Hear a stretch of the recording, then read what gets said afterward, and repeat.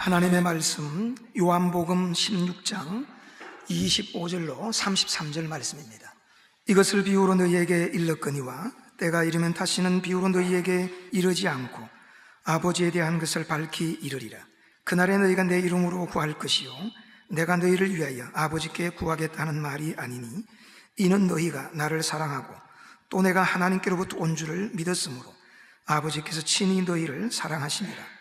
내가 아버지에게서 나와 세상에서 왔고 다시 세상을 떠나 아버지께로 가노라 하시니 제자들이 말하되 지금은 밝히 말씀하시고 아무 비유로도 하지 아니하시니 우리가 지금에야 주께서 모든 것을 아시고 또 사람의 물음을 기다리지 않는 줄 아나이다. 이로써 하나님께로부터 나오심을 우리가 믿사옵나이다. 예수께서 대답하시되 이제는 너희가 믿느냐? 보라, 너희가 다 각각 저곳으로 흩어지고 나를 혼자 둘 때가 오나니 벌써 왔도다. 그러나 내가 혼자 있는 것이 아니라 아버지께서 나와 함께 계시느니라. 이것을 너희에게 이른 것은 너희로 내 안에서 평안을 누리게 하려 함이라. 세상에서는 너희가 환난을 당하나 담대하라. 내가 세상을 이겼노라. 아멘.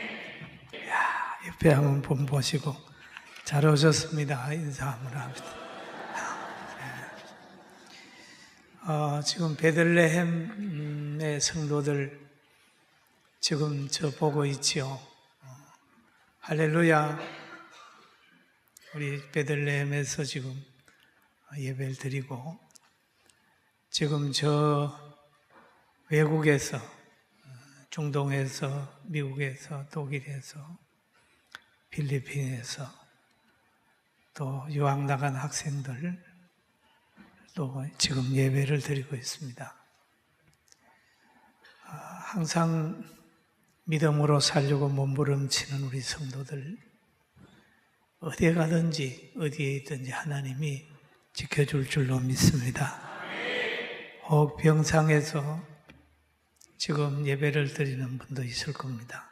병상에 있는 분들도 빨리 그 병상에서 일어나서 함께 예배드리는 그런 축복을 함께 누리게 되기를 주의 이름으로 축원합니다.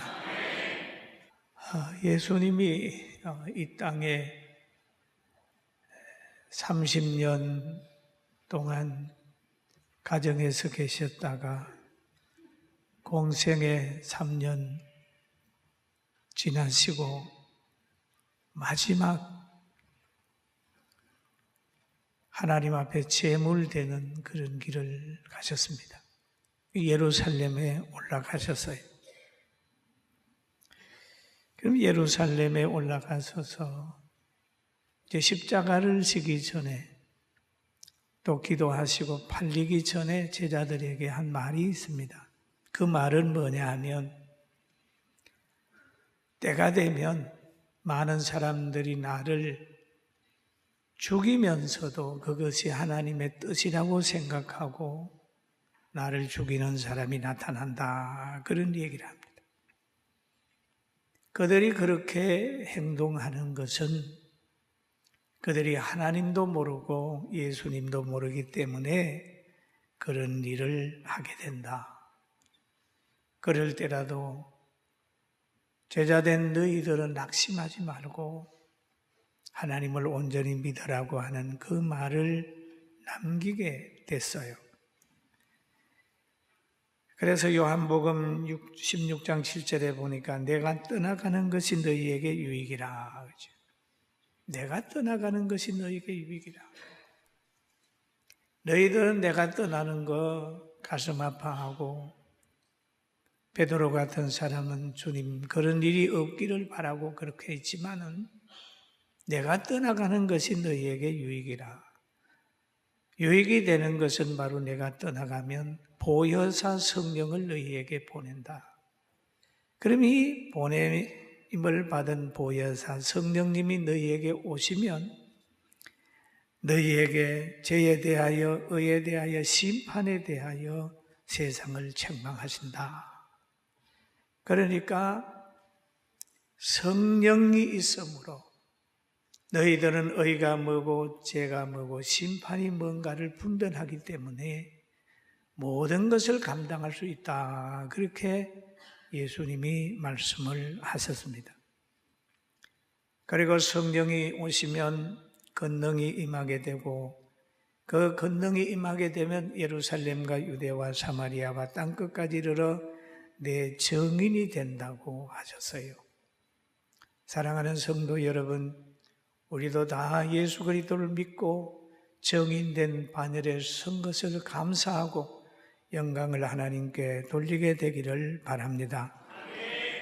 그리고 예수님은 자기가 십자가를 지시기 위하여 예루살렘으로 향하여 올라가십니다.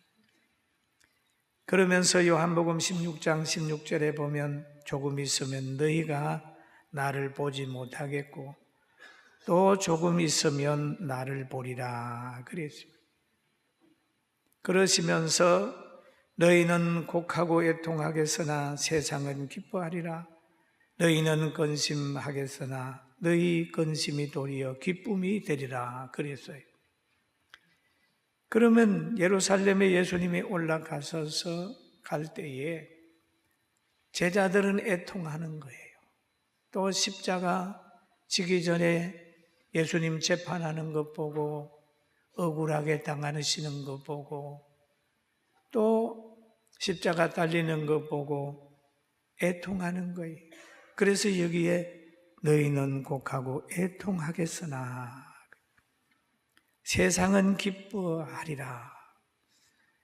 여러분, 예수님을 자기 의도대로 재판에 넘기고 여론 만들어서 예수님을 십자가 단 그들은 십자가 단 후에 기뻐했어요. 자기들이 승리한 줄 알았어요. 그래서 제자들에는 고통이지만 그들에는 기쁨이 되었지만은 얼마 있지 않아서 기뻐하는 그들이 어려움을 당하게 되고 기뻐했던 그들은 예수 그리스도 부활함으로 더 애통했던 그들은 기뻐하는 그런 환경이 온다는 거 주님이 말씀하고 계십니다. 할렐루야. 여러분, 세상에서는 승리 같은데 실패가 있고 실패 같은데 승리의 길이 있는 걸 우리는 알아서 예수님 안에서 고난이 오는 거 승리의 길인 줄 알고 끝까지 주님 따라가게 되기를 주님의 이름으로 축원합니다. 할렐루야. 그러니까 예수님 안에 살아가면 고난이 불행의 씨 같은데 지나고 보면 그것이 바로 예수님을 더 의지하게 하는 사건일 수가 있고 행복의 씨가 될 수도 있다는 것을 우리는 믿어야 됩니다. 할렐루야. 그래서 예수님이 비유를 하나 드셨어요. 16장 21절 같이 한번 볼까요? 여자가 해산하게 되면 그 때가 이르 근심하나 아기를 낳으면 세상에 사람 난 기쁨으로 말미암아 그 고통을 다시 기억하지 아니하느니라 그랬어요. 여러분, 아기를 놓는 사람들이 참 힘들죠. 해산의 고통. 제 친척 사촌 누나는 저 시골에서 둘 다 아기 놓다가 세상을 떠났어요. 아기 놓는 게 그렇게 옛날에는 힘들었어요. 우리 어머니가 그러더라고요. 아기 놓으러 들어가는 그런 산모는 신발을 딱 바로 이렇게 앞에 두고 돌아보면서 간다는 거예요. 내가 아기 놓고 이 신발을 신고 밖으로 갈 수 있느냐. 그게 생사를 지금은 뭐 이렇게 못 나오면 배를 이렇게 해가지고 수술해서 하지만 옛날에는 엄청 고생을 했죠. 근데 여자가 해산하게 되면 그때에 이르러서 근심하게 돼요. 아기를 낳으면 이게 고통을 어떻게 극복하지? 라고 하는 근심을 하게 됩니다만은 아기를 낳으면 그 고통과 근심하는 것들 다 잊어버려. 왜? 태어난 아기가 고통보다 훨씬 더 가치 있고 귀하기 때문에 잊어버리는 거. 할렐루야. 그래서 아기를 얻기 위해서 해산의 고통도 늘 요구하고 노력하게 되는 겁니다. 태어난 아기를 얻는 기쁨이 해산의 고통보다 큰 기쁨으로 말미암아 그 고통을 자원하는 사람들도 많이 있습니다. 그러나 예수님의 십자가 고통 역시도 마찬가지입니다. 그 고통이 너무 크고 너무 아프지만은 그 십자가를 짐으로 이루어지는 구원 사역의 완성이나 또 예수님의 그 사역으로 인하여 많은 사람이 하나님의 자녀 되는 걸 알기 때문에 주님은 십자가 고통으로 갔고 또 예수 믿는 우리가 고통을 당하는 거 외면하지 않는 것도 이 모든 고통이 하나님 상급으로 기쁨으로 준다는 걸 알기 때문에 주님 만난 사람은 신앙 양보하지 않습니다. 할렐루야. 예, 여기 보면 예수님께서는 이 땅에 오셔서 한 번도 진 일이 없습니다. 한 번도 안 졌어요. 한 번도 안 졌어요. 그러면 재판받고 십자가 지는 진 것처럼 보이지만 그건 진 건 아니에요. 12영 되는 그 군사를 보내가지고 멸할 수도 있지만은 예수님이 안 하시는 것은 하나님의 뜻이 십자가 지는 거기 때문에 자원해서 갔을 뿐이지 어떤 권세나 어떤 세력에 의해서 예수님은 지지 않았습니다. 예수님 전쟁하면 다 시험도 다 이겼어요. 그리고 예수님은 항상 하나님 안에 있었습니다. 하나님 안에 있어요. 항상 기도해요. 밤이슬을 맞으며 감람산에서 간절히 기도해요. 늘 영적 전쟁에서 이겼습니다. 그리고 제자들에게 하신 말씀이 유혹에 빠지지 않도록 기도해라. 시험에 들지 않게 기도해라. 그러면서 친히 기도하셨고 항상 승리했습니다. 여러분들도 믿음 안에 있고 교회에 붙어 있고 진리 안에 있어서 세상에게 지지 않고 항상 이기게 되기를 바랍니다. 아멘. 이기는 사람하고 이기는 분 안에 있으면 항상 이기는 거예요. 그러나 세상은 늘 공중의 권세 잡은 자의 그 영에 지배받기 때문에 항상 하나님의 교회나 성도들 대적하다가 그들은 다 지는 거예요. 그리고 오늘 성경이 우리에게 그러잖아요. 하나님의 사랑받는 사람은 어떤 사람이냐? 예수 그리스도를 믿는 사람이다.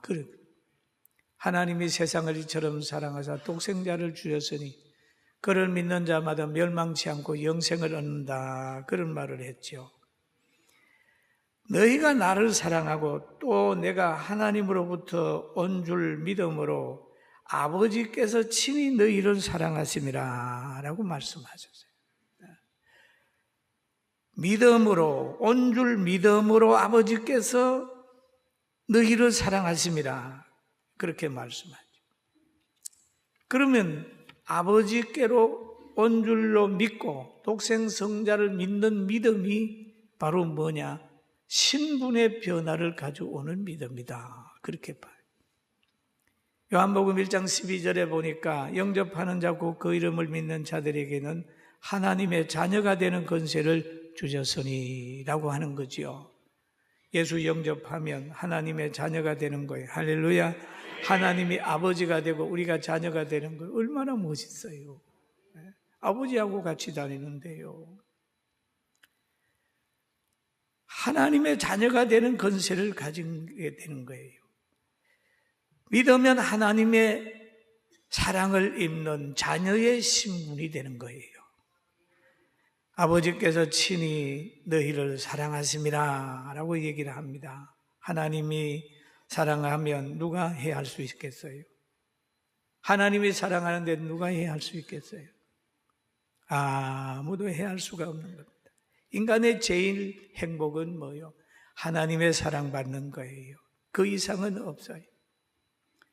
하나님의 사랑받는 사람은 또 어떻게 살아야 될까요? 에베소서 6장 14절에서 17절 보니까 서서 진리로 너희 허리띠를 떼고 의의 호신경을 붙이고 평안의 복음에 준비한 것으로 신을 신고 모든 것 위에 믿음의 방패를 가지고 이로써 능히 악한 자의 모든 불화살을 소멸하고 구원의 투구와 성령의 검 곧 하나님의 말씀을 가져라 그랬습니다.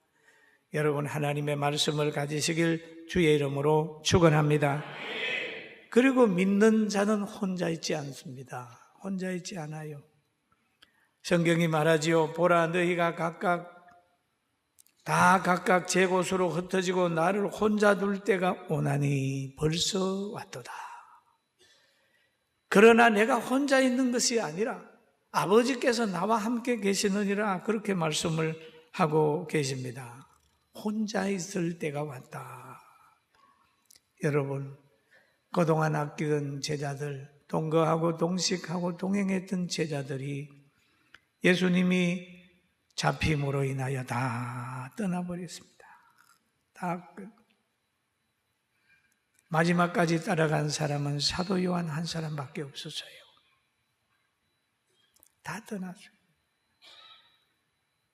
가룟 유다는 예수님을 얻은 30냥에 예수님을 죽이려고 하는 사람들에게 팔아버렸습니다. 그 파는 방법을 보면은 예수를 파는 자가 이미 그들과 군호를 짜 이르되 내가 입맞추는 그가 그이니 그를 잡아 단단히 끌고 끌어가라 하였느니라. 단단히 끌어가라. 또 야고보는 어떻게 했나요?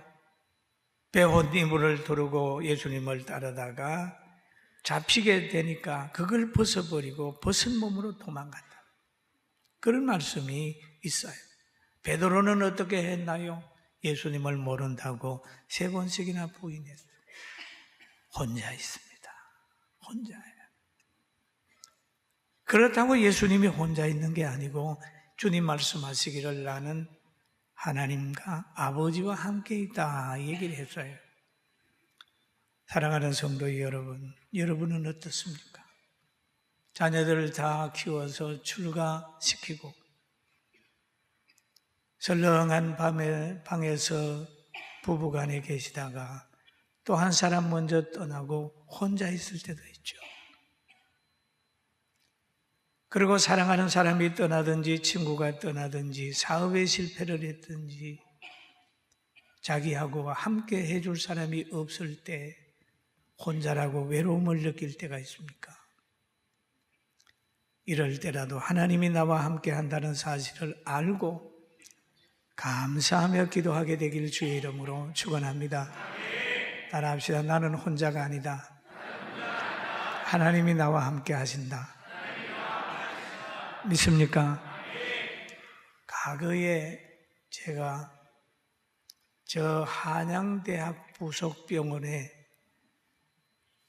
있었어요. 그게 제 가까운 사람, 어떤 사람이 혼자 이제 병을 앓다 중환자실에 갔었어요. 그 가족들은 다 집에 가고 제 혼자 청년 때였습니다. 지키고 있는데 3시쯤 돼가지고 그 환자 이름을 부르면서 가족이 어디로 오라 그러는 거예요. 여러분 그 소리 들으니까 철렁하죠. 병원에 있다가 보면 어느 환자 어디로 오십시오 그러면 그거는 잘못된 거거든요. 그런데 불 꺼진 종합병원 다 12시 넘어 불이 꺼지고 입구만 통로만 이렇게 보여지는 비상등만 켜여 있는 그 통로를 통해서 걸어가게 되는. 그런데 거기에서 어떤 친구를 만나는데 그 친구가 믿는 친구였어요. 그 소리를 듣고 혼자 가기가 그래서 그 친구 보고 야, 좀 같이 가자고 그랬더니 그 친구가 가기 싫으니까 주님이 함께 하잖아요. 그러더라고요, 저보고. 그래서 빠져나가는 길도 여러 가지가 있어요. 이게 할 말이 없잖아요. 그렇지, 하나님 함께 하시지. 그러면서 이제 혼자 또벅또벅 걸어서 그곳까지 간 일이 있습니다. 여러분 함께 한다는 거, 하나님이 함께 한다는 거, 이걸 믿는 순간에 힘이 생겨요. 할렐루야. 여러분 외롭지 않습니다. 외롭지 않습니다. 해외에 있는 우리 성도들도 외롭지 않습니다. 외롭지 않습니다. 연세 드신 분들 혼자라고 외로워하지 마세요. 외롭지 않습니다. 예수님 보세요. 다 떠났어요. 그럴 때 하나 아버지가 나와 함께 한다. 우리도 모두에게 버림받고 홀로 있다고 생각이 될 때가 있습니다. 그러나 하나님은 홀로 두지 않습니다. 믿음의 사람은 절대로 혼자 두지 않습니다. 엘리야가 그 이세벨의 박해를 받으면서 로덴나무 밑에서 지쳐 쓰러져 있을 때라도 그가 혼자 있지 않았어요. 하나님이 천사를 보내서 위로하시고 먹을 것을 공급해 줬어요.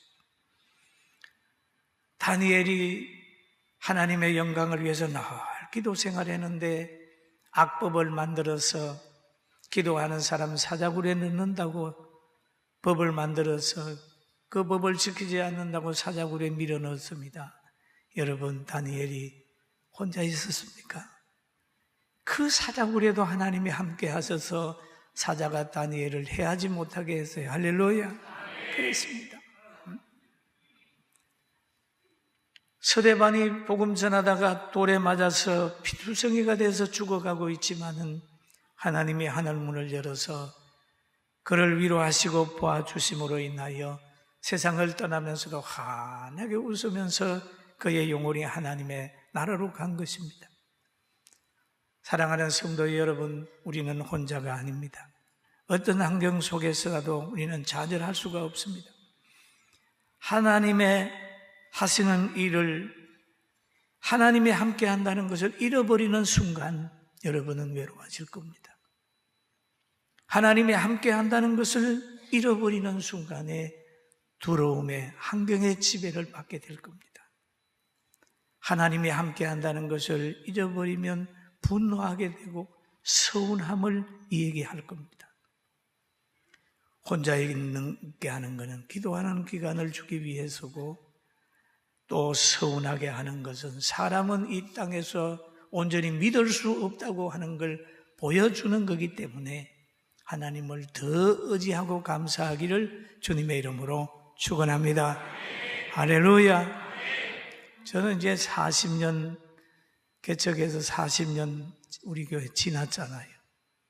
제가 목회하면서 어떨 때는 목회보다도 더 좋아지는 일들이 있을 수 있더라고요.